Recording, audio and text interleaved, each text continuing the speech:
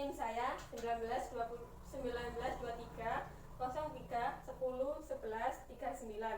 Alamat saya di Dusun Kerajaan 2, RT 01, RW 02, Desa Padumasan, Kecamatan Jombang, Kabupaten Jember. Nah, apa benar ini dengan adik-adik kelas 4? Kelas 3. Nah, di sini adik-adik apakah ada yang pernah tahu tentang bau mulut? Tidak. Apa itu bau mulut? Nafasnya bau, ya kan? Nah, di sini kakak mau memberikan penyuluhan tentang mencegah bau mulut, biar adik-adik nanti mulutnya atau nafasnya tidak bau. Langsung saja memasuki materi. Yang pertama yaitu pengertian bau mulut.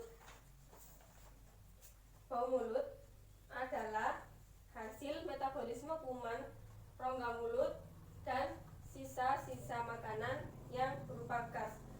Maksudnya berupa gas itu berupa nafas.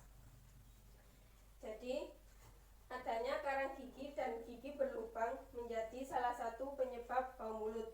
Nah, adik-adik yang giginya berlubang itu adalah salah satu penyebab bau mulut. Pusat bau tak sedap di mulut terdapat di lidah, sela-sela gigi, pangkal gigi, gigi yang rusak atau gigi yang terinfeksi.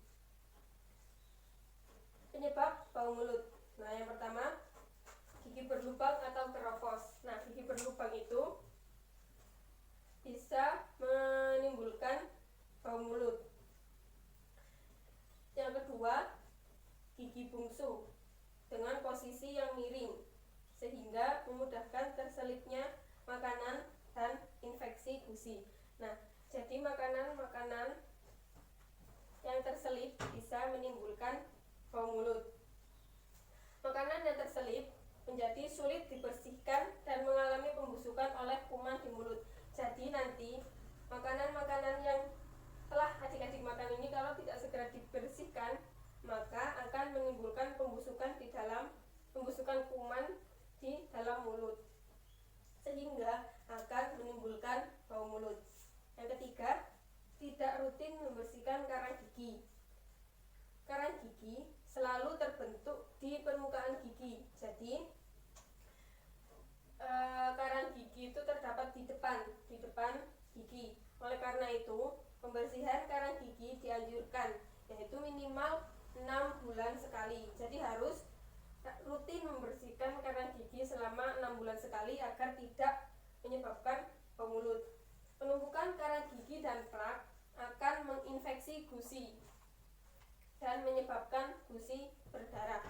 Nah, jadi karang gigi ini nanti kalau tidak dibersihkan akan menimbulkan infeksi gusi dan menyebabkan gusi kalian semua berdarah, gusi bengkak dan munculnya bau tak sedap. Jadi nanti kalau misalkan karang-karang gigi ini tidak dibersihkan, maka akan menyebabkan gusi berdarah, gusinya terinfeksi dan bisa menyebabkan bau mulut. Yang ketiga yaitu cara mencegah bau mulut. Yang pertama yaitu dengan menyikat gigi minimal 2 kali sehari dan flossing. Nah, flossing ini membersihkan sela gigi dengan benang floss minimal 1 kali sehari dengan sikat yang kondisinya masih baik. Jadi bukan sikat yang beredel-beredel, sikat yang sudah lama tidak pernah diganti, sikat yang sudah tidak ada bulu sikatnya. Jadi harus rutin mengganti sikat gigi agar mulut kita tetap bersih sehingga tidak menimbulkan bau mulut. Yang kedua yaitu membersihkan lidah dengan pembersih lidah. Jadi lidah itu ada sikatnya sendiri atau ada alat pembersihnya sendiri. Jadi bukan memakai sikat gigi yang biasanya dipakai. Yang ketiga yaitu dengan membersihkan gigi palsu lepasan. Nah, kalau memakai memakai gigi palsu harus rutin dibersihkan dan harus dilepas saat akan tidur. Jadi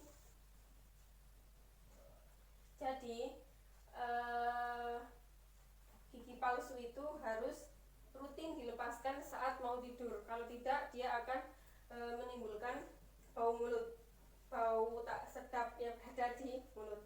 Yang keempat, yaitu bagi pemakai behel. Nah, behel itu kawat gigi, biasanya untuk meratakan gigi agar gigi kita rapi. Nah, itu sikatnya ada sendiri, khusus sikat untuk kawat gigi, bukan sikat biasa-biasa yang biasanya dipakai. Ada sikat gigi sendiri untuk kawat gigi. Sikat giginya khusus ortodontik yang memiliki lekuk khusus untuk dapat masuk ke sela-sela kawat gigi. Jadi kalau misalkan kita menggunakan sikat gigi biasa, itu akan makanan-makanan yang kita makan itu akan tetap berada di dalam mulut. Jadi kalau yang memakai behel ini harus menggunakan sikat khusus untuk membersihkan giginya, bukan sikat gigi biasa-biasa itu.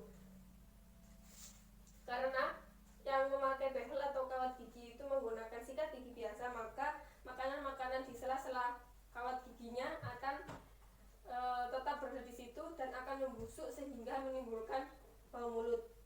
Jadi harus menggunakan sikat gigi khusus. Nah, yang kelima, rutin membersihkan karang gigi minimal 6 bulan sekali. Jadi karang gigi itu harus dibersihkan minimal 6 bulan sekali, terutama bila gusi sering berdarah saat menyikat gigi. Nah, gigi itu sering berdarah.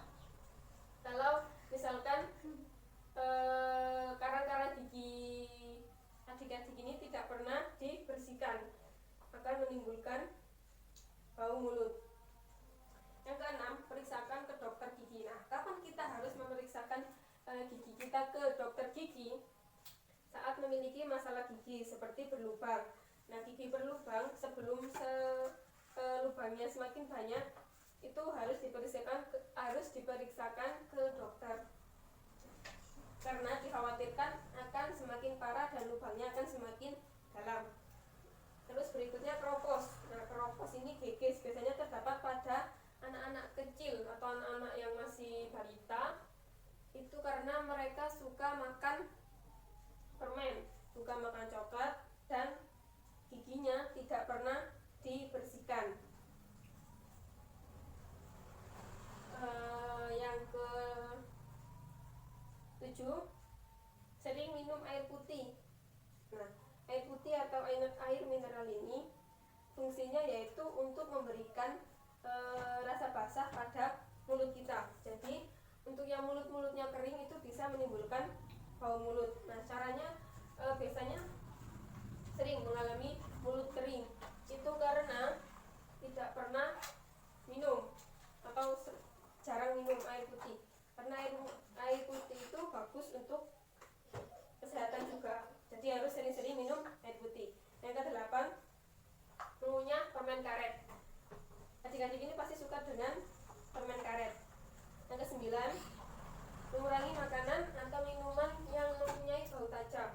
Nah, makanan atau minuman yang mempunyai bau tajam ini contohnya seperti petai, durian, dan sejenis makanan-makanan yang mempunyai bau menyengat. Bawang juga termasuk karena bisa menimbulkan bau mulut.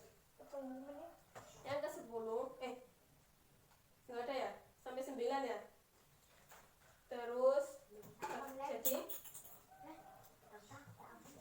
pengertiannya yaitu bau mulut itu hasil metabolisme kuman rongga mulut dan sisa makanan yang berupa gas. Nah, penyebabnya yaitu apa saja? Penyebab bau mulut di leafletnya bisa dilihat. Penyebab bau mulut atau keropos. Nah, yang kedua apa saja? Gigi bungsu dengan posisi miring sehingga memudahkan terselipnya makanan dan infeksi gusi. Ya, yang ketiga, Tidak rutin membersihkan karang gigi. yang keempat, penumpukan bakteri, jamur atau sisa makanan yang menempel di permukaan lidah. Nah, sudah.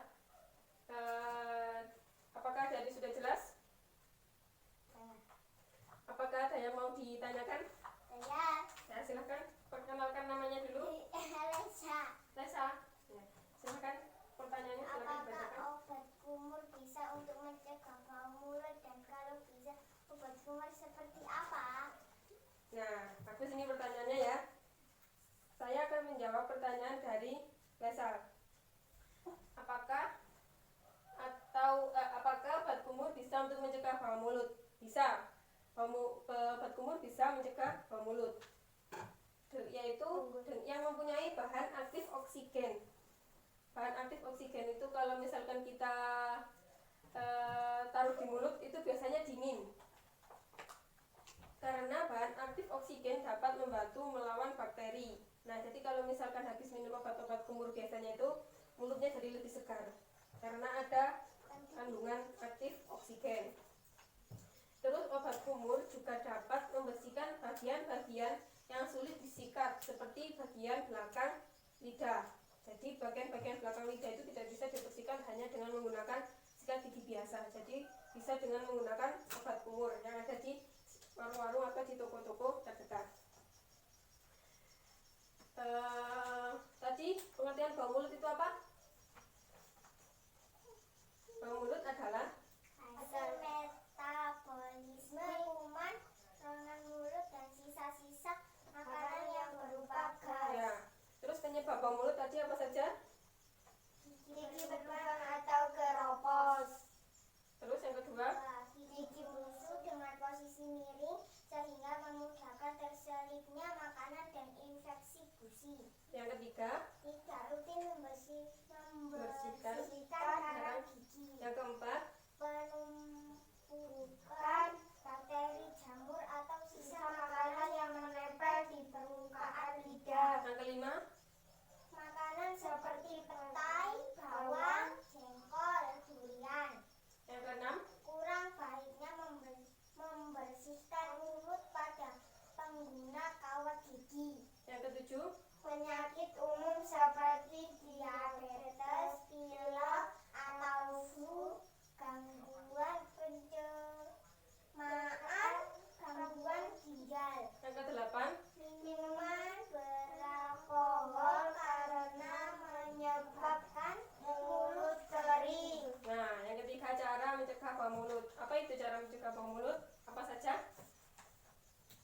Menyikat gigi. Minimal 2 kali sehari dan flossing. Yang kedua? Membersihkan lidah dengan pembersih lidah. Yang ketiga? Melepaskan gigi palsu, lepasan secara rutin dan dilepas saat tidur. Yang keempat? Bagi pemakai behead atau kawat gigi. gunakan sikat gigi khusus. Yang kelima? Rutin membersihkan karang gigi minimal 6 bulan sekali. Yang keenam? Periksakan ke dokter gigi. Yang ketujuh? Sering minum air putih agar mulut tetap basah. Yang kedelapan? Mengunyah permen karet. Yang kesembilan? Mengurangi makanan atau minuman yang mempunyai bau tajam. Yang kesepuluh? Sudah sampai 9 ya. Nah, dari pengertian, penyebab, dan cara mencegah, jadi sudah paham kan cara mencegah bau mulut agar mulut kita tetap bersih dan terjaga. Nah, apakah adik-adik sudah siap menerapkan cara mencegah itu